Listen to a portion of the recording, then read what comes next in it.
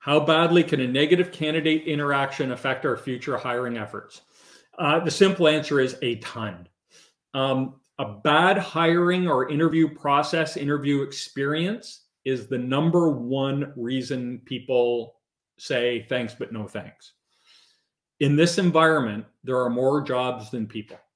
And we cannot afford to say, well, this is how we run our process.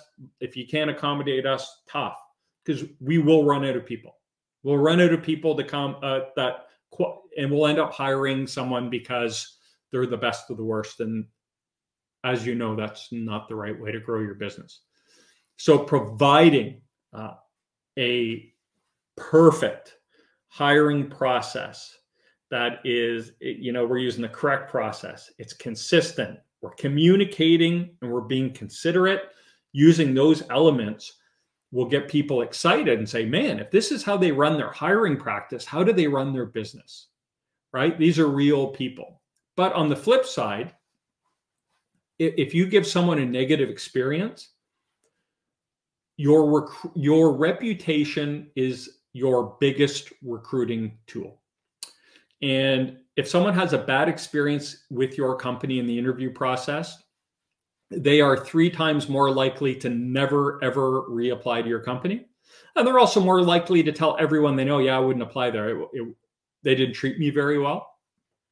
So making sure you get it right. And again, I'll go back to being considerate to people.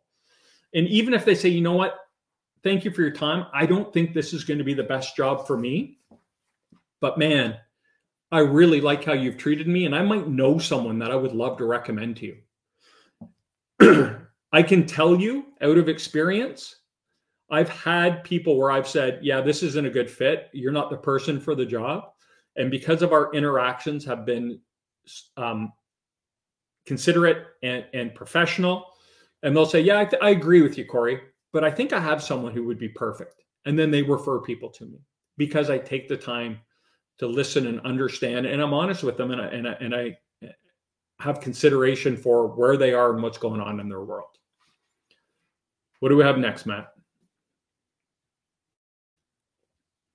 How can I balance a candidate schedule with our quick company interview and hiring process? Yeah, so when we talk about the correct process, when we hire, ideally we need to be, if it's an entry-level employee, that should be 2-3 days. If it's a senior level employee, it should be 2 weeks. If we get into VPs and C-level, it's going to take longer. It just does.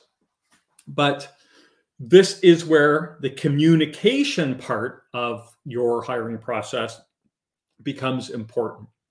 And the way I found to make sure we're always moving quickly is that every step of the process has to be a go, no go.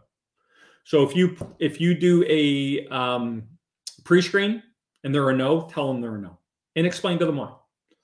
If they are a yes at that point, after the pre-screen, that's where you communicate to them what the rest of the process looks like. So, hey, this has been great. I need you, send me your resume. And the next part of this is we need to jump on a 45-minute video call. I'd love to do that at the end of this week. Do you have any times that work for you? And then once we're done that video call, we'd like to bring you in to have a visit with us. We know you're going to have to probably take some time off work, and that's going to take a little bit of juggling on your side. So get back to me and let me know if there's a time or a day, morning or an afternoon next week that you can accommodate us. But by communicating it up front and having them understand what it looks like, it enables them to start, shuffling and moving pieces around in their life versus saying, let's do a video interview. Hey, this is great. Okay, now we want to get you on site. Can you come tomorrow? Well, now that's hard, right? But if they know we're on Wednesday today, I'd love to get you on a video on Friday and bring you in the beginning of next week. What works for you? Now they can start planning that. And people are busy. We're busy. They're busy. Everyone's busy. We know that. It's the battle cry of the workforce in North America. We're busy. We're so busy. Super duper busy, right? So let people know what the expectation is in terms of the process and have them start working that out now versus giving them 24 hours to get it done. What's next, Maddie? Should I call? Should I stay or should I go? Should I call, text, email potential candidates? Great. So calling them in this day and age, they don't know your number. They're not going to pick up. I find email or text work really well. To be honest with you, text works really well. But if you're going to text someone, you can't just say, hey, I got your resume. Can we set up an interview? Consideration, right? Understand these people. Hey, it's Corey at KeyHire. I just received your resume for position ABC. Your experience looks great. I'd love to learn more. Do you have time to set up a 15-minute call tomorrow? Let me know what time works best for you. Or do you have time to set up for a call tomorrow at 2 o'clock? They might get back and say, hey, tomorrow at 2 doesn't work, but I can be available at 3. Great. Let them know who you are, why you're texting them, what the purpose of the text is, and then give them, this cryptic, hey, I got your resume. Can I give you a call?